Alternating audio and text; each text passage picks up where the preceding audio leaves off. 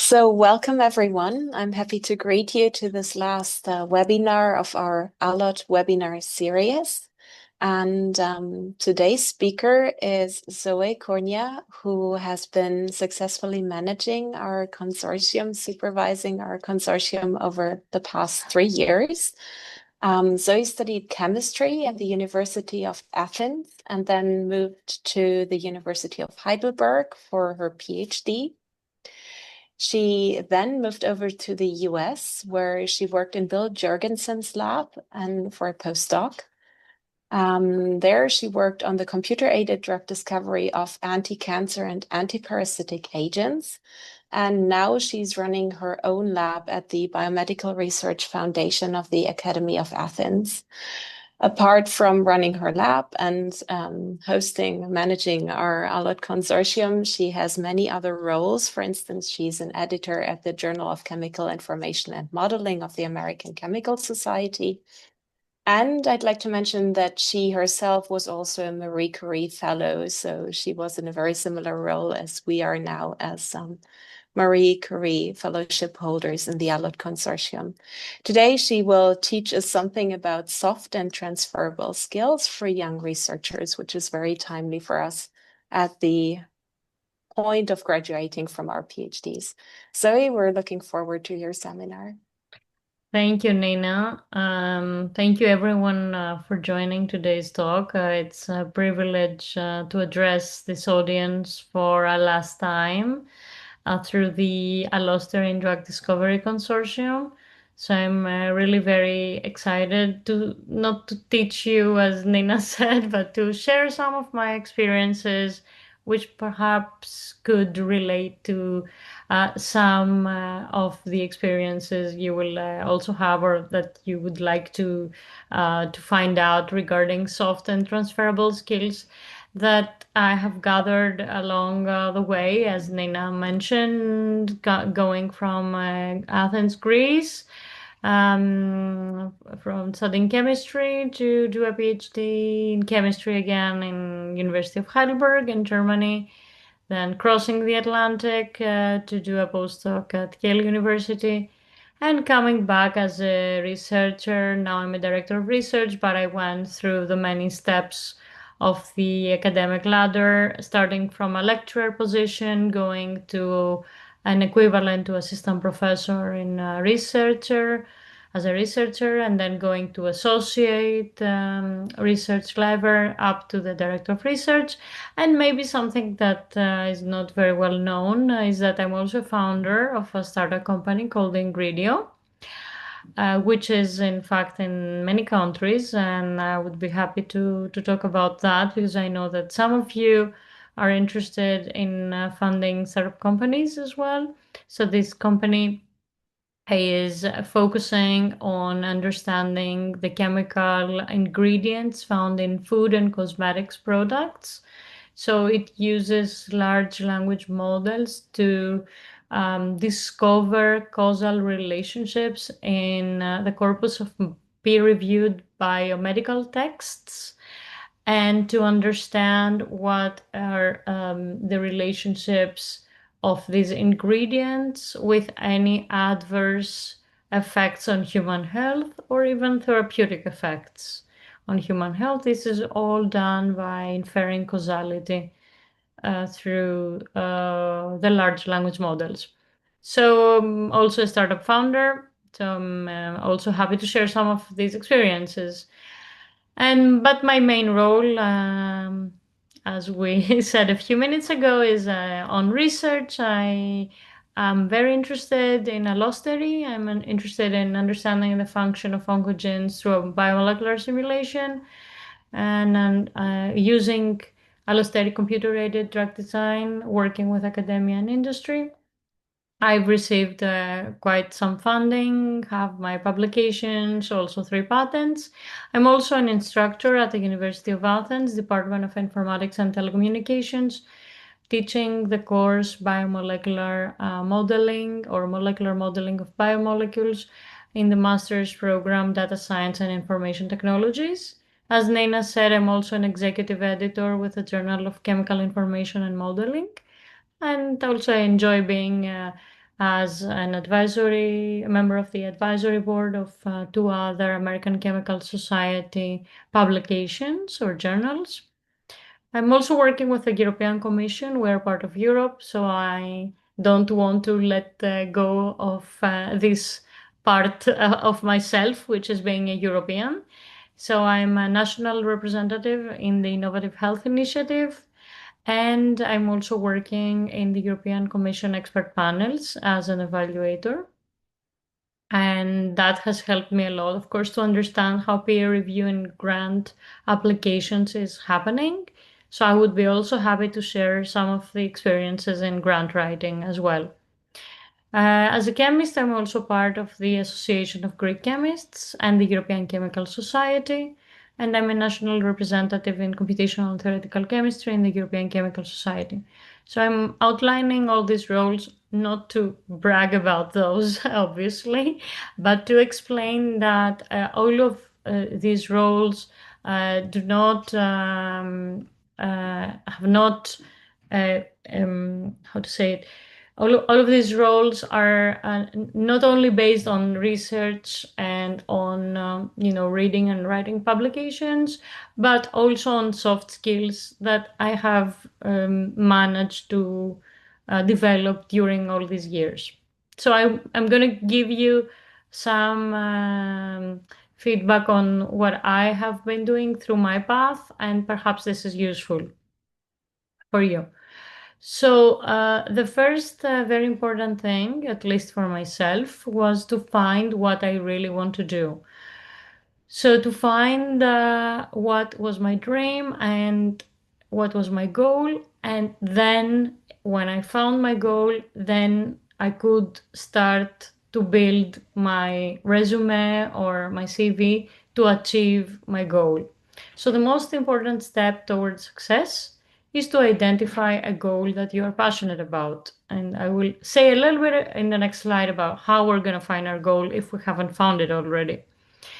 So, of course, for me, it was to be a scientist. I knew it. So, you definitely have to be focused on the science, but you also need to have a career perspective in mind, and you need to know where you want to go.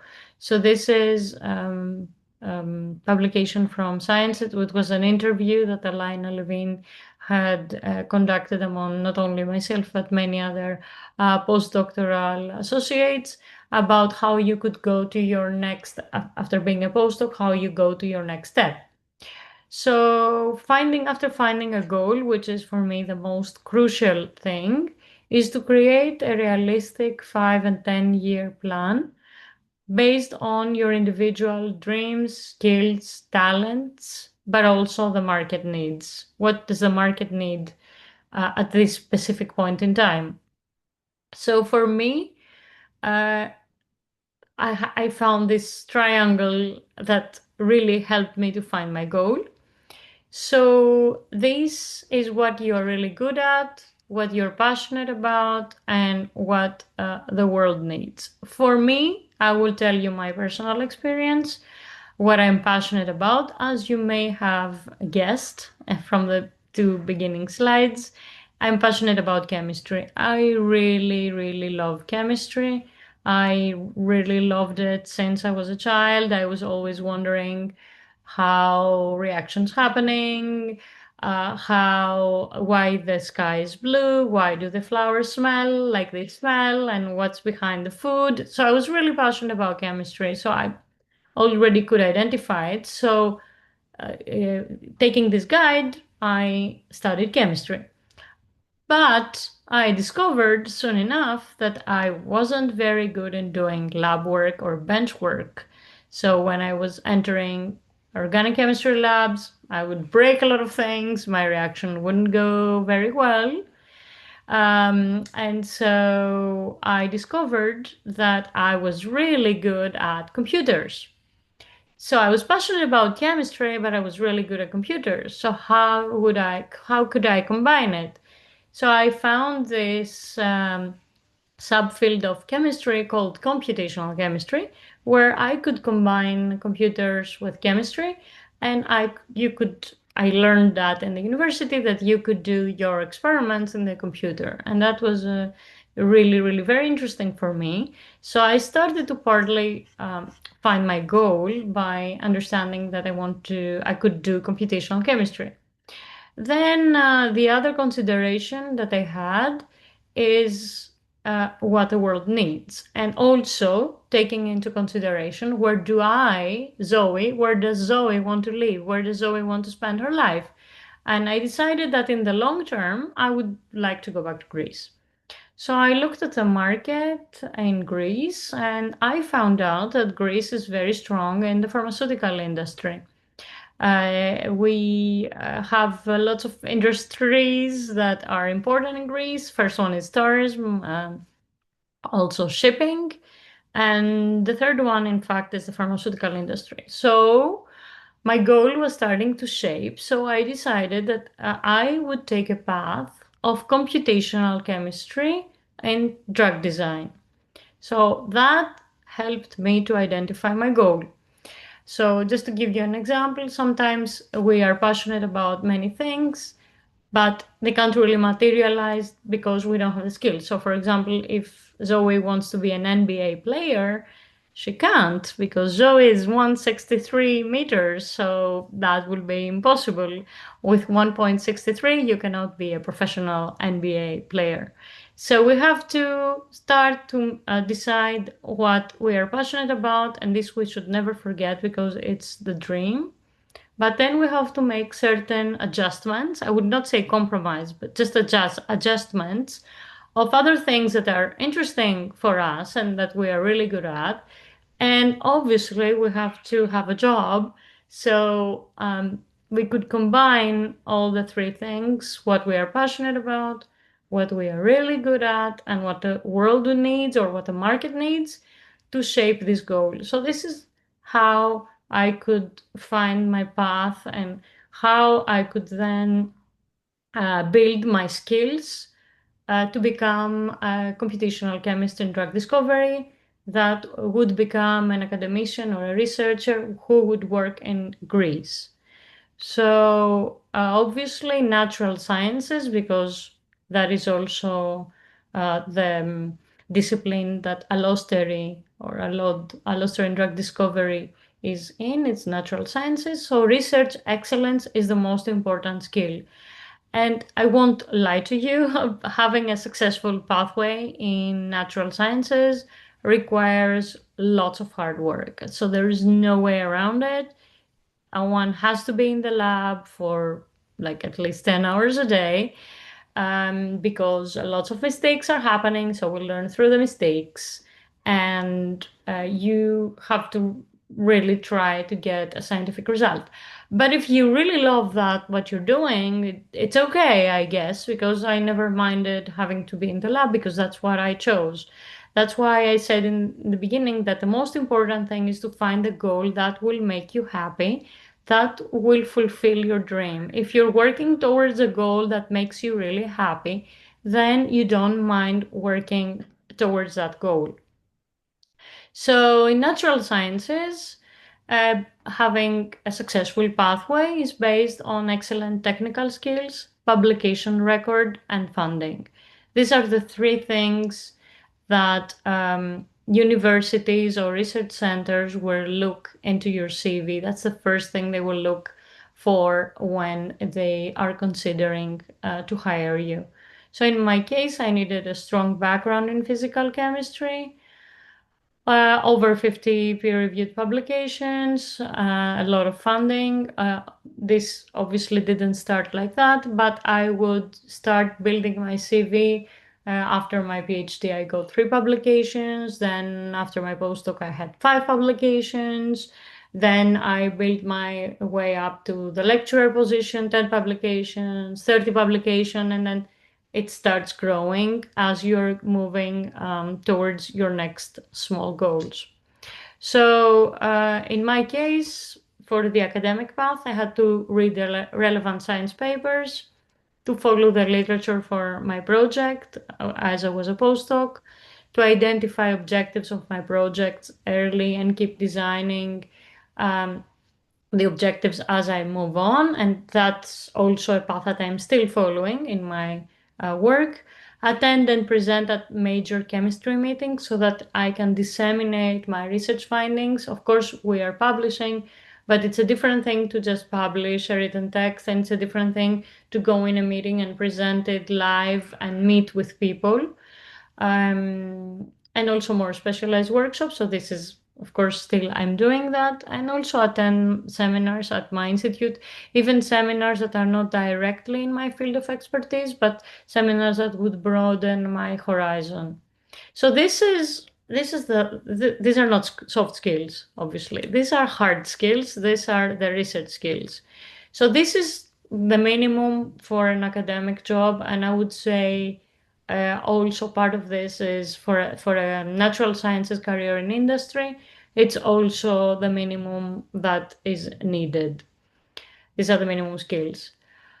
But most importantly, also soft skills are required. So not only the research skills will be needed, not only in academia, but also in industry. Soft skills will be also required to reach your goals. For example, here is a line from A Star is Born. And there's a line saying that everyone is talented, and that's true, everyone is talented, but having something to say and the way to say it so that people will listen to it, that's a whole other bag. So there is a soft skill where you can be trained to say things in the most exciting way. So this is one of the soft skills. The other, this is the oral presentation skill. So getting across a message to the other people so that you can convey that this message is interesting is a soft skill. So the other very important soft skill is writing, because most of our working day we are writing. We are writing an email, we are writing a message, so we are writing a grant. So writing skills is extremely important. So practicing writing skills is one of the most important soft skill that I have faced in my career.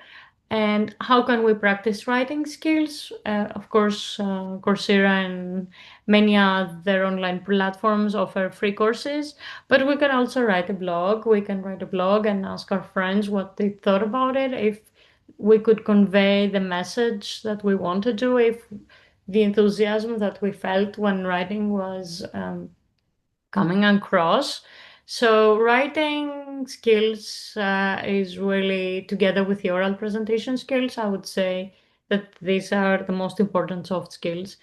For the oral presentation skills, the way to learn them is to practice, practice, practice. So practice in group meetings, practice in workshops, even practice in front of your friends, and also to be able to take feedback from people who have made a lot of presentations. And in fact, in the ALLODD consortium, we have spent a lot of time to train the young researchers in presentations. And in our last European Conference of Allostery in Drug Discovery, we have witnessed really amazing presentations from the young researchers, which you can find in our ALLODD YouTube channel. They are recorded.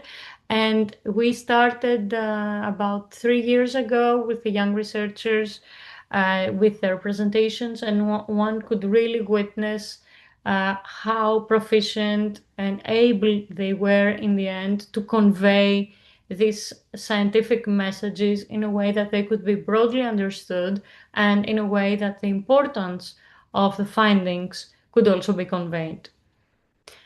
Another soft skill is networking. So again, there's no recipe of how you would learn networking skills. The only way is to practice. The way is to go into meetings, not to be afraid to talk to people, to exchange contact details, to follow up, to write maybe a thank you note, on people that you have met for their time. And that will build a network, your own network. And the network is important when you want to find a job, because I will tell you my story. For example, when I was a postdoc and even a PhD in Germany, I already knew, as I mentioned, that I wanted to come back to Greece, but I didn't have any contacts. I didn't have any network. So what I did was to go back to the professor where I did my undergraduate diploma thesis and ask him for an introduction to another research center. So he was very kind to introduce me to a researcher at the National Hellenic Research Foundation. So I went to that person, I spoke with them, I offered to give a presentation in the National Hellenic Research Foundation. So I did the presentation, and after my presentation, some other people came and asked me about my research. So I started to collect some information about who is working in this research center.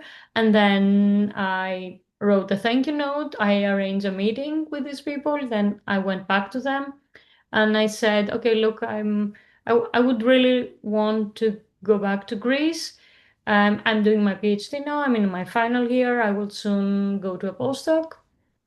Can you recommend me, or can you introduce me to another research center? So then I went to my postdoc and I was coming back to Greece and I was building my network. So I was giving talks to every research institution that I was introduced to.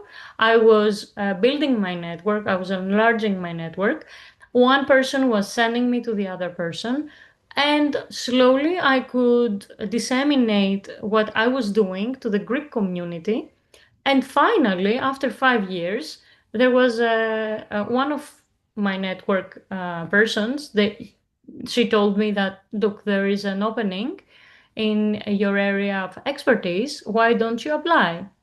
And I applied and I got a job. Of course, I applied to many other jobs in the meantime, but what I'm trying to say is that if you are building your network, one person will introduce you to the other, and you can never lose. You will create a beautiful network of people that are interested, that have the same interest as you, and eventually they may help you to reach your goal. So that networking is important, and in my opinion, there is no special recipe or a course that you can take to achieve it. It's just your own strength to go and meet other people. Marketing of your work, social networks. We live in the era of social media, so that's also important. When you publish an article, it's a good idea to go on the social networks, and you don't need to spend a lot of time. Just write the title of the paper, the abstract, and a nice figure, and say some thoughts about your article, and then disseminate this information through the social media. Then you will reach even a bigger network, a network that you cannot physically approach, because here I was, approaching in person, but here you can even reach people in all 5 continents. So that's very, very important. And these days you can also upload your paper, your published article on ChatGPT and ask ChatGPT to make a nice summary if you don't have time to do it. So there's a lot of tools that we can use, and this is called marketing, essentially, not in the bad way. Not that you're trying to make any money, but you're trying to disseminate the good work that you have done. And that's really, really important. And even if you don't have a publication, because some students attending this seminar would say, okay, but I don't have a publication, then you could disseminate a blog that you wrote, or you could disseminate your own summary of a research article that you read and you thought it was really nice. So there is always a way that you could reach more and more people. Also, It's very, very important to realize the fact that in natural sciences, and nothing in these times that we are living in is a product of one person only. It's a product of diverse teams. So it's very, very important to know how to listen to the other people and how to be able to work in a team so that you can reach the best possible outcome. For me, what I found while doing all of the above was that enthusiasm played a real catalytic role in my interactions with everyone. I'm really, really enthusiastic about my work, and I think everybody that knows me would attest to the fact that when I speak about my work, I'm really, really enthusiastic, so my eyes are sparkling. So that is really motivation for people to listen to you and to pay attention and to be enablers to your goal. So being enthusiastic is also a part of having chosen your goal very carefully. If you are enthusiastic about what you want to achieve, you will be enthusiastic about your work. And that is, I think, the number one key to a successful pathway, in my opinion. Also, be flexible, meaning that if something doesn't work, then you can try and readjust your plan. Have a high tolerance for failure and criticism. Some more tips and tricks that helped me, as I mentioned, was to present the work at international group meetings and international conferences. Volunteer if in your host institution there's a seminar series, or if there's a conference that's being organized, volunteer. Even if there's nothing being organized, volunteer to organize a symposium at your home institute or a conference. Also volunteer to serve as an officer at an internal, local, or national meeting. For example, as I mentioned, there are these associations. For example, I am part of the Association of Greek Chemists, and always the Association of Greek Chemists is organizing different meetings. So it's very important to volunteer with them, to go and help them to organize their meeting, because that will give you very, very crucial leadership skills. I know that it costs time, but it's really very, very important to be implicated in leadership activities. I will give you one example of something where I volunteered when I was a postdoc at Yale. I was trying to go to conferences, and there was no funding available, as you can imagine. I looked at fellowships, and all of the fellowships were available only for US citizens in the USA. So there was no funding for me, and my lab didn't have funding. So there was no funding. So what I did was to go to the postdoctoral office. I would tell them the problem that, okay, I want to go to a conference and I have no funding. And we discussed with them, and I volunteered to start a postdoctoral grant.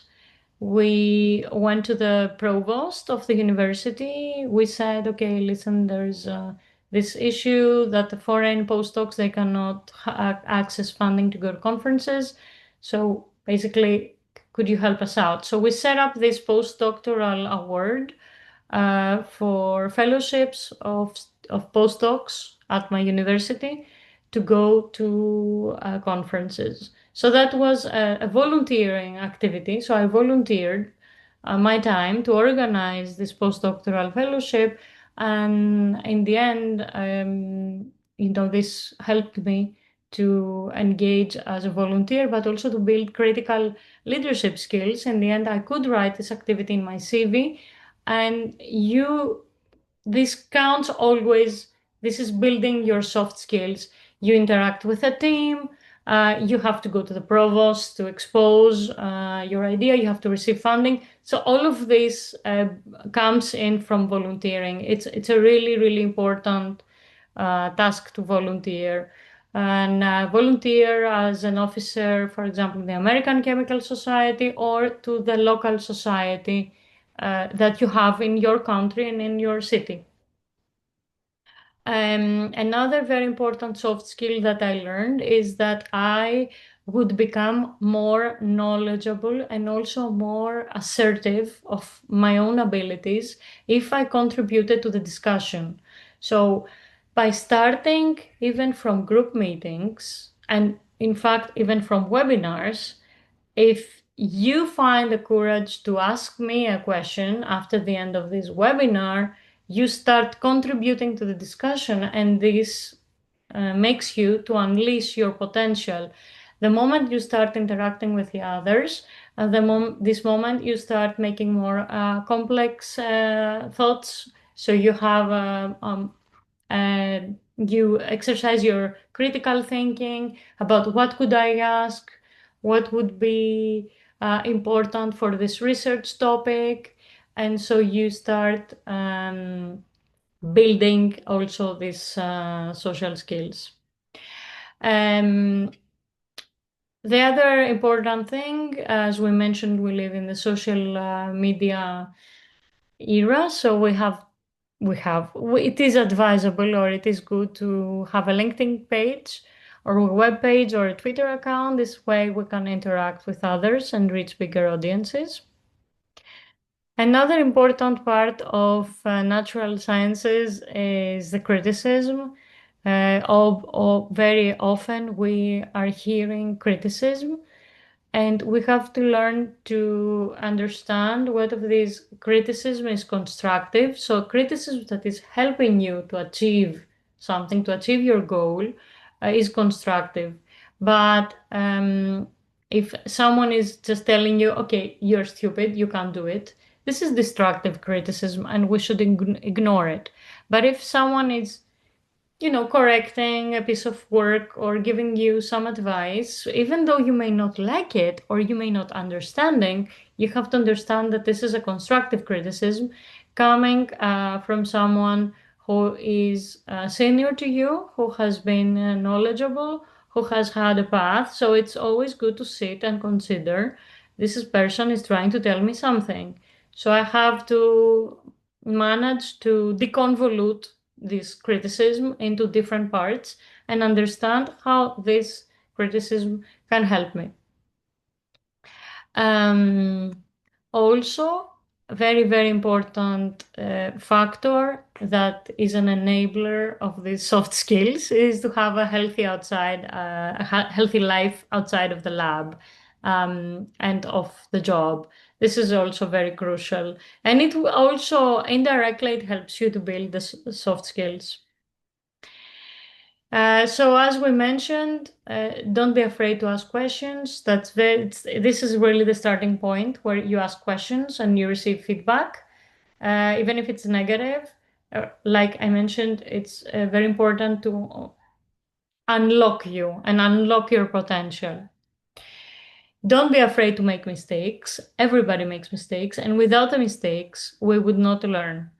So really, if you make a mistake, you should not be sad. It's an opportunity. I see every mistake as an opportunity. Of course, if you make the same mistake over and over again, that's not good. But the only way to learn is through making mistakes. And hopefully you learn from the mistake and you do not repeat it. A very, very important soft skill is to be reliable. If you commit to doing something, then you have to go through with it. So if you say, okay, I will organize this meeting, then the best would be to actually organize it. If you say, I will present this seminar, then you have to present the seminar. If you go back then and don't do it, of course, it's your right. You can always go back and retract, but it's just unreliable. People feel that they cannot rely on you. So being reliable and always do what you promised makes you trustworthy. And obviously, we all miss deadlines, but that's okay. If something happens and you cannot meet your deadline, what you could do is that you could go to your supervisor and say before the deadline, listen, I'm not going to be able to make this deadline because this happened or because I cannot work with that. But I found a workaround, and I can deliver the deadline by this and this date. And so that makes you always trustworthy. So that's always important to inform the supervisor in your job that you will not make the deadline because you faced a problem. If they can help you, you can ask for help. Or if you found a workaround, you can inform them and give a new date for the deadline. That's very, very important. If something is not working for you, do not give up, but try alternative paths. So always have a plan B. Not everything that you planned will work. Most of the things, in fact, will not work. So don't give up. Try alternative paths. And as mentioned, also learn how to work in a team and listen to what others have to say. And also trust your instinct. If your gut feeling is telling you something, you should investigate that. So back to the deadline that I was mentioning, because I'm facing it as a supervisor also. It's very important to inform the supervisor that if there's a risk that your project deliverable will be late, it's very important to let your manager know. You can explain the risk. You can explain what the workaround that you found or contingency plan for managing that risk, and communicate with the management professionally and concisely, saying, I face this risk, I will not make the deadline, but I need your help and we can make a new deadline together, or I found this workaround and I will deliver the deadline by so and so date. So everyone knows that delays happen. Once the first delay happens, the best approach is to lay out a timeline with clear and conservative deadlines and action steps. This is always very much appreciated by a manager that is expecting a presentation or a deliverable to be delivered. So instead of holding it back and hoping to deliver it on the next day, just inform the manager early on that you face this difficulty and you will be late. They will appreciate it very much, I can tell you that. So that's a very, very nice soft skill to have. Of course, as I mentioned, we cannot manage everything on our own. It's very important to find a mentor who is supportive and take advantage of mentor networks. So the mentor can be a senior person from your job environment or from your network environment. And also it's very, very important to build a network of peers so that you can see what is happening in other places, in other job environments, so that you can talk to people. But having a mentor also has really helped me whenever I wanted to take important decisions in my life, in my professional life.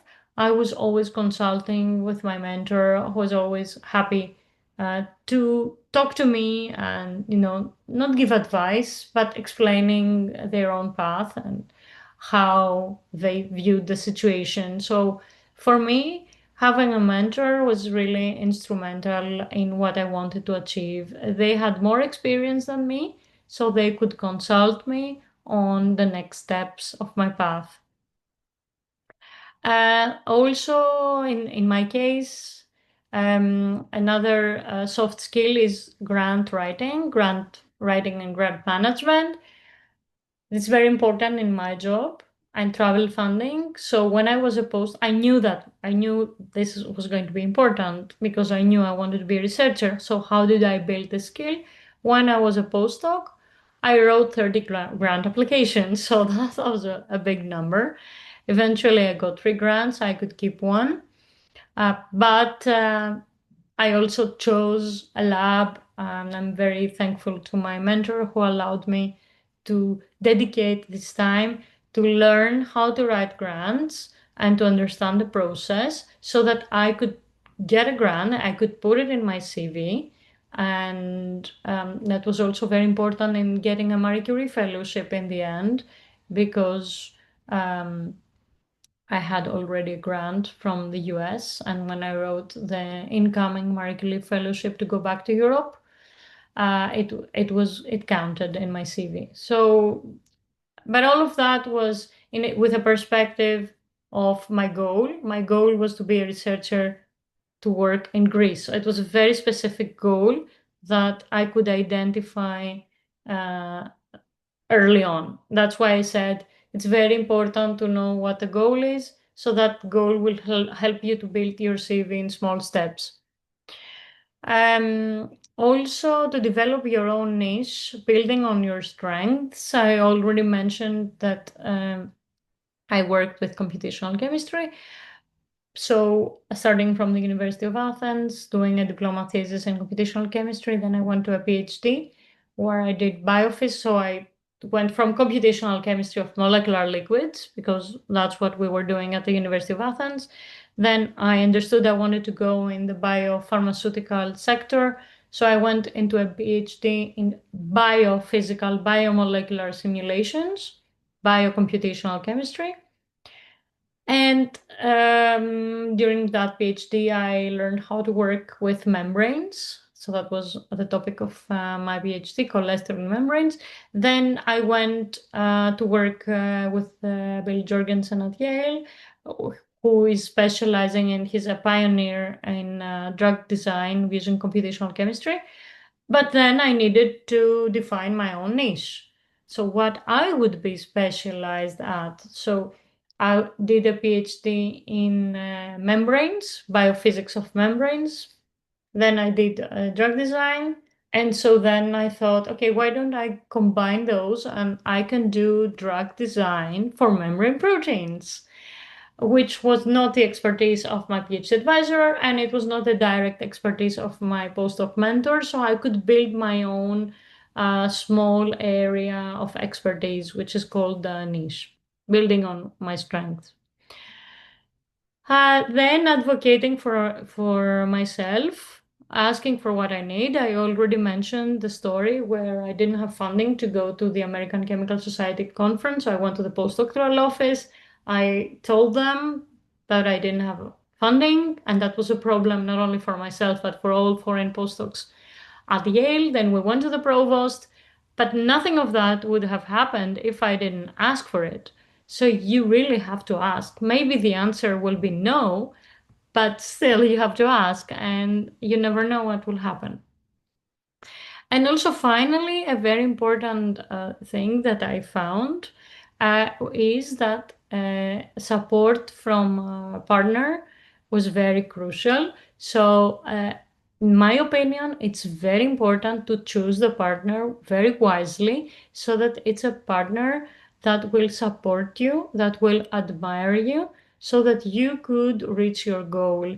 If the partner is antagonizing you, if the partner has negative energy, these are not good indicators. You need a partner who is very, very supportive and admiring you, and that's a choice that you can make.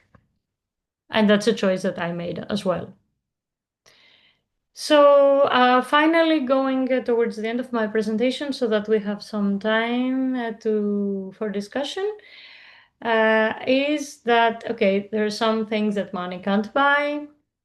Hard work is, of course, one. We discussed about it in the beginning. Having a clear goal, knowing what we want to achieve, building the CV in small steps, knowing what your goal is, then you can see what other peers that have achieved this goal have included in their CVs, and then you can organize your CV in a similar way.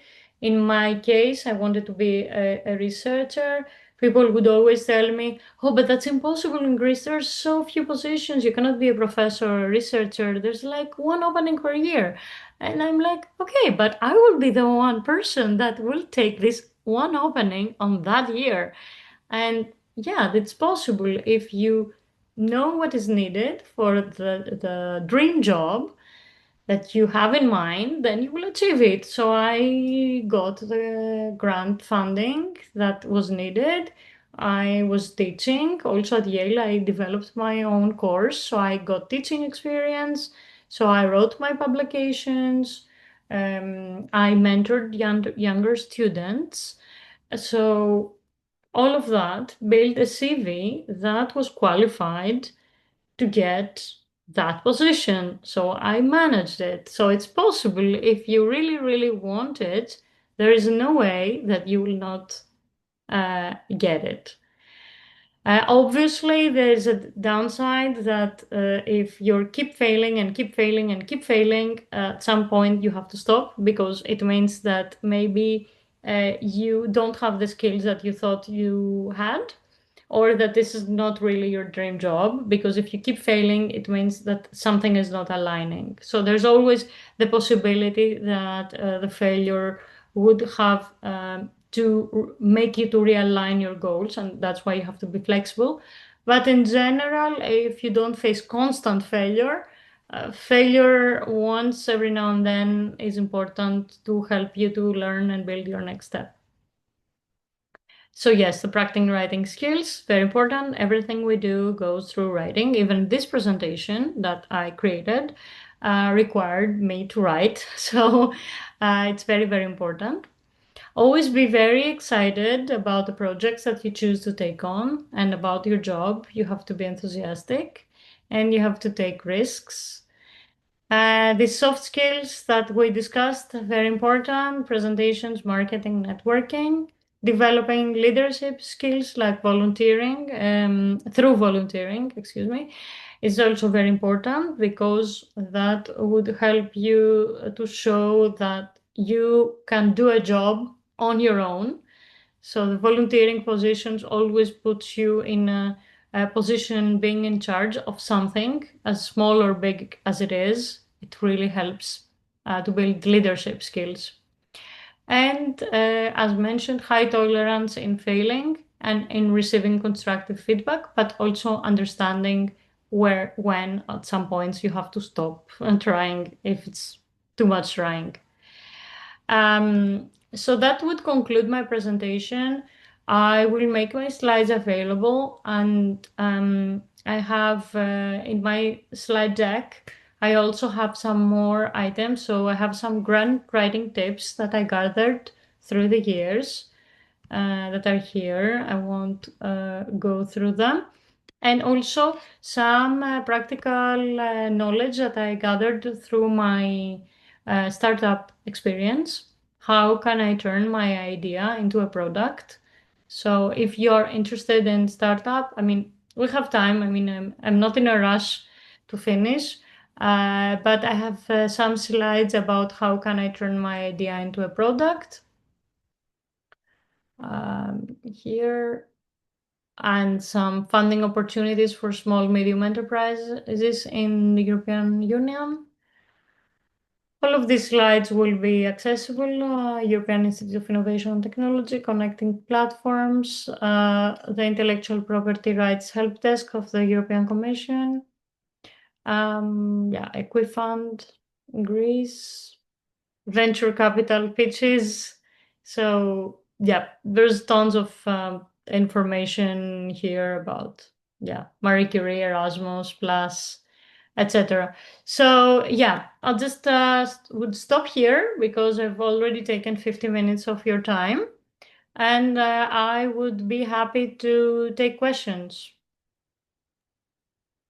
Thank you very much, Zoe, for this very inspiring presentation and also for sharing your experiences and some quite personal insights. I think this is very valuable for everyone.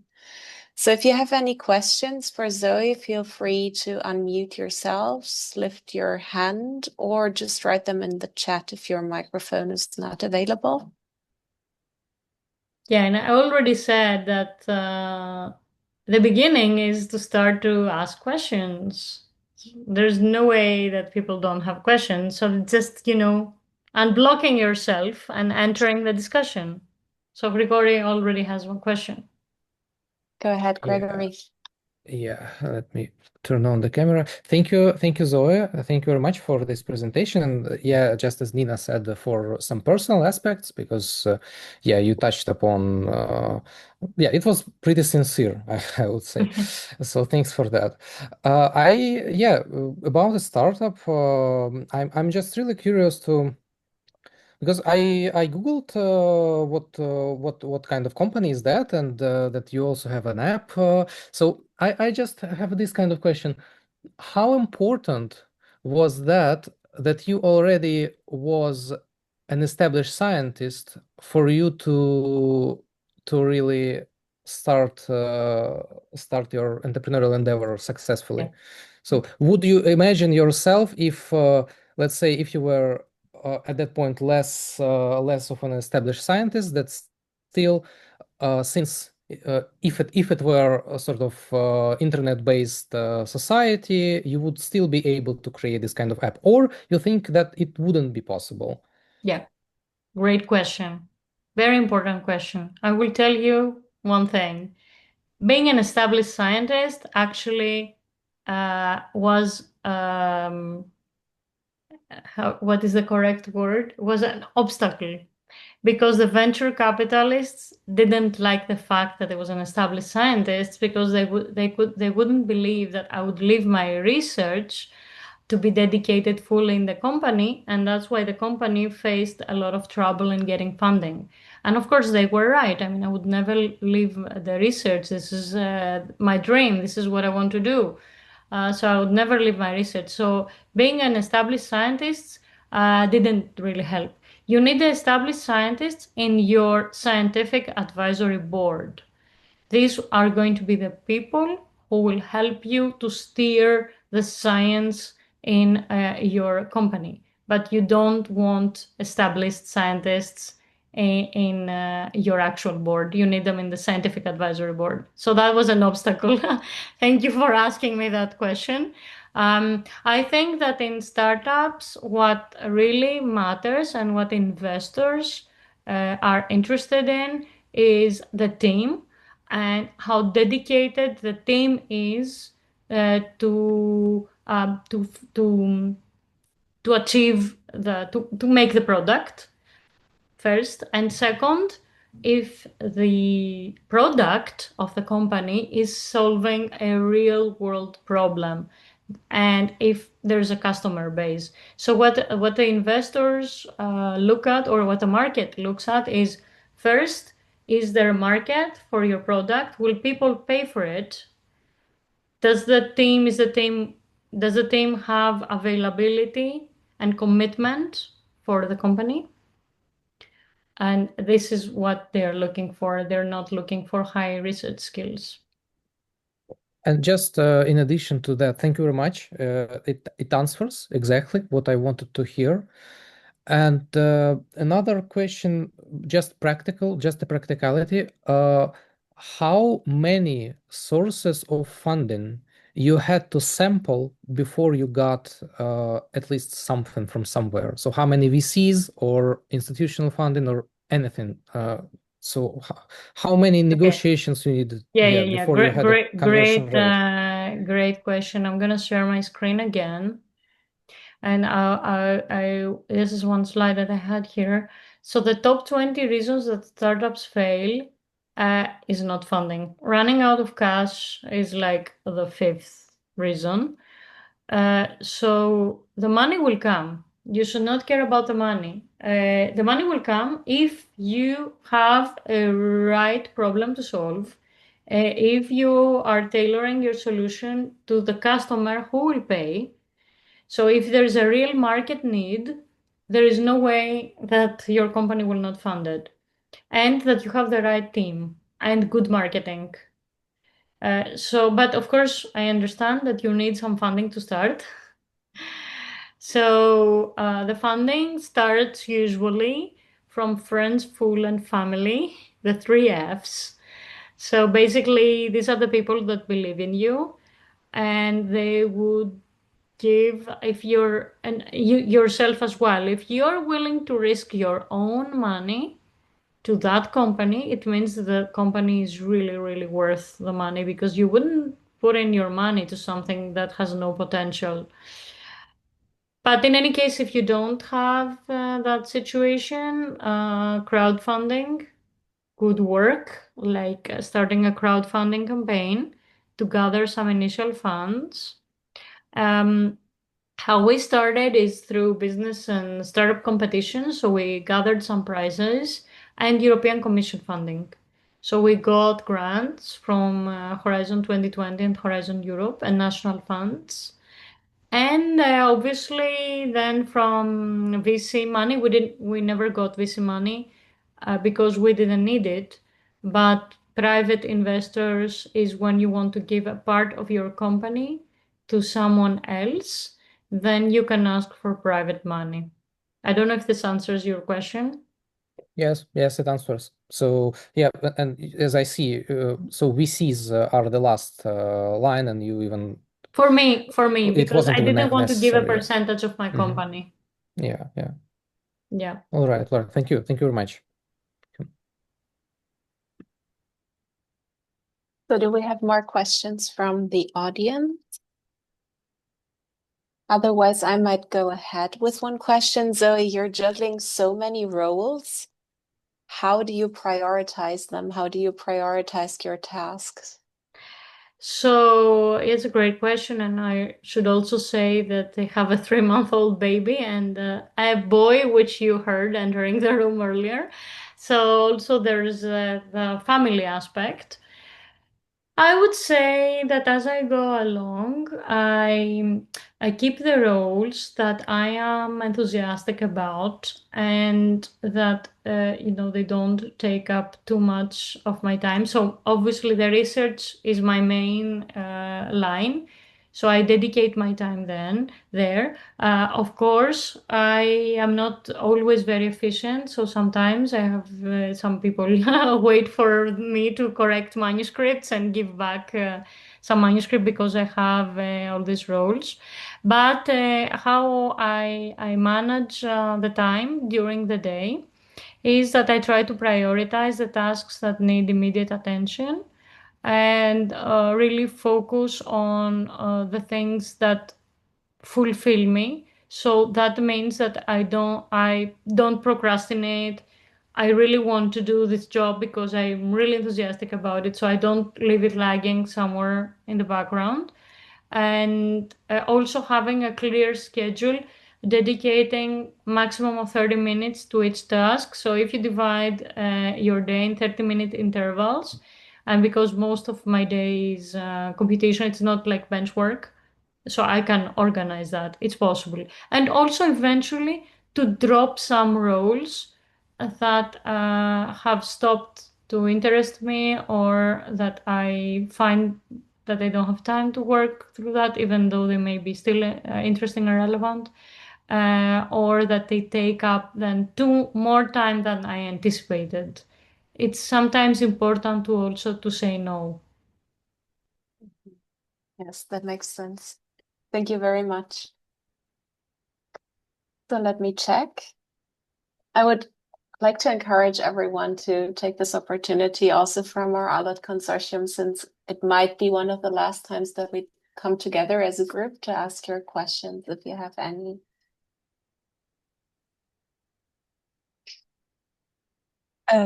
Yeah, I may have a quick question. I was wondering a little bit about how the mentor networks or the mentorship works, because I'm trying to sort of visualize that for what that would mean for me. And I was wondering, how did you find your own mentor? Was it someone you knew personally, or did you contact somebody? And how to ensure, because if they're scientists, they're probably also very busy. So how to ensure that you have someone that actually is willing to, take that time Yeah, to spend yeah. on you, essentially. Mhm. Yeah. Yeah, it's a great question. I mean, for me, I was lucky because my two mentors were essentially my PhD advisor and my postdoc advisor.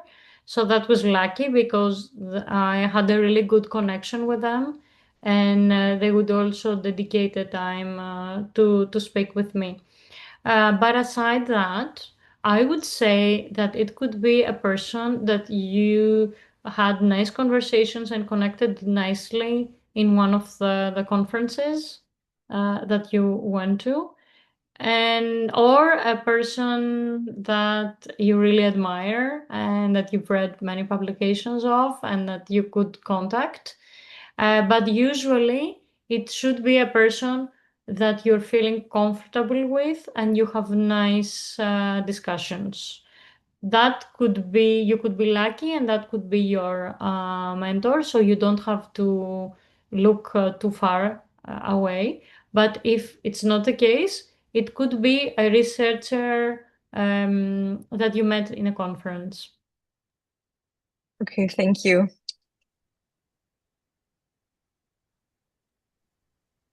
Then, if you allow, I would have another question. I'm curious about your work for the European Commission. I didn't know that. So what exactly do you do for them, and how did you get to that role? Oh, that's a great question.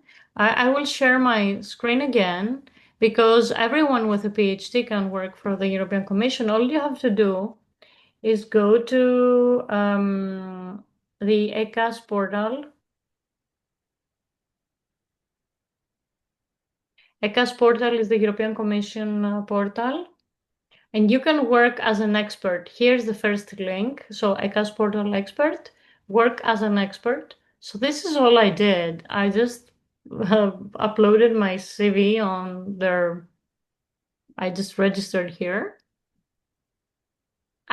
This is what I remember. I don't remember doing anything else. I just uploaded my CV here, and then the system identified me through yeah, you see that I've worked as an expert 34 times. So that's a lot. That's many times. So I just uploaded my CV, and then they have some artificial intelligence system that scans the CVs and match your profile to the calls, I guess. And Yeah. then you're reviewing grant applications, or? Yes. So I'm reviewing grant applications. Yeah, as you go along. I mean, if you just defended your PhD, likely you won't be selected. But if you have, let's say, 2-3 years of postdoc experience, then you start qualifying as a reviewer. And also, it's very important to review papers, research papers. So you can review research papers, and you can solicit journals to send you reviews by just sending emails to the editor-in-chief. If you say, I want to work as a reviewer for your journal, they will be happy to send you manuscripts to review. And I have a very nice course, the American Chemical Society Reviewer Lab. I ask the students in the lab to always take this course. It's the ACS Reviewer Lab.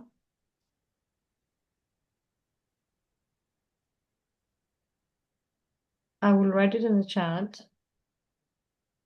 It's really, it really helped me. It's like a free course, 1-2 hours. It explains how you can be a reviewer for a manuscript. And so you see introduction to peer review ethics, preparing, assessing significance and technical quality, assessing presentation and readiness for publication, and writing your review. And it's very important because you understand if the data is supporting the conclusions of that manuscript, and that is the basis of grant review as well. So if you have experience in manuscript writing, then manuscript writing and reviewing, then slowly this brings you up to on par with reviewing also grants.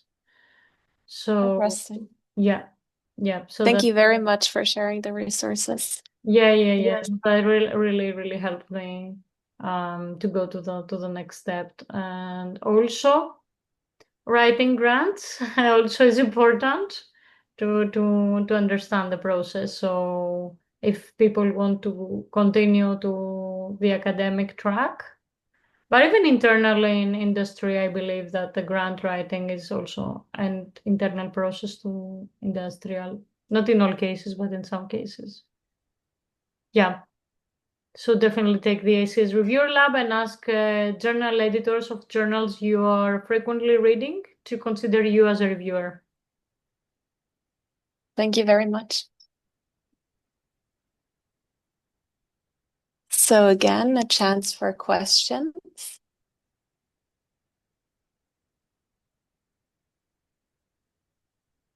I see no hands raised and no further questions in the chat. Okay.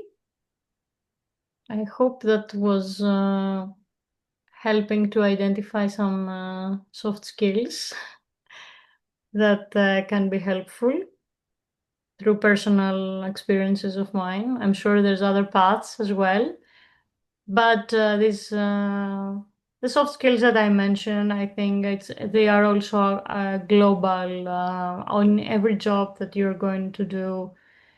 You know, you have to be enthusiastic, you have to like it, your job, you have to be able to convey messages across.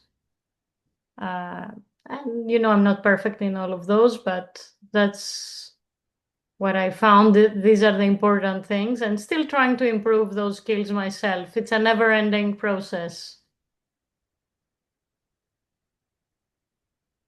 So I think these are beautiful closing remarks. And I also have before we close, I have a surprise.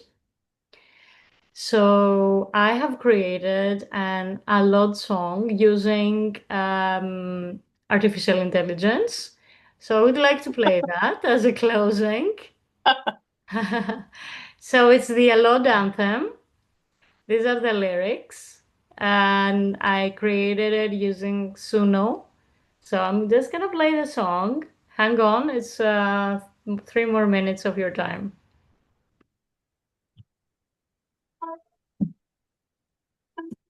We gather in the place from far and wide, across the seas where dreams collide. 14 hearts with one clear goal, a find a cure and heal the soul. And we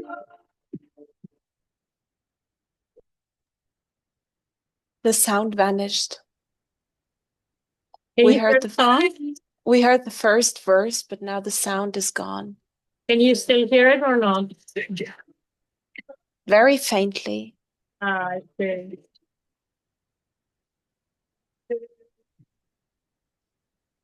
I will try to set it up. science leading I will make sure to upload it with my presentation. Okay. But here are the verses. Now you made us very curious hearing the first verse. Okay.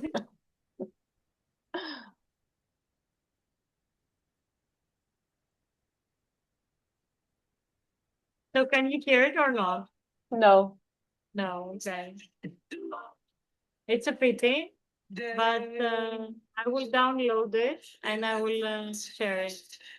Please do, Zoe. Yes. Thank you very much for this surprise. Okay, and on that note, I would like to thank everyone for taking the time to listen to me, and hopefully some useful experiences that I shared. And I remain available for any further questions over email. Thank you very much, Zoe. And thanks to the audience. Have a wonderful afternoon, everybody. Thank you very much. Thank you. Bye-bye. Bye, everyone. Bye. Bye. Thank you. Bye.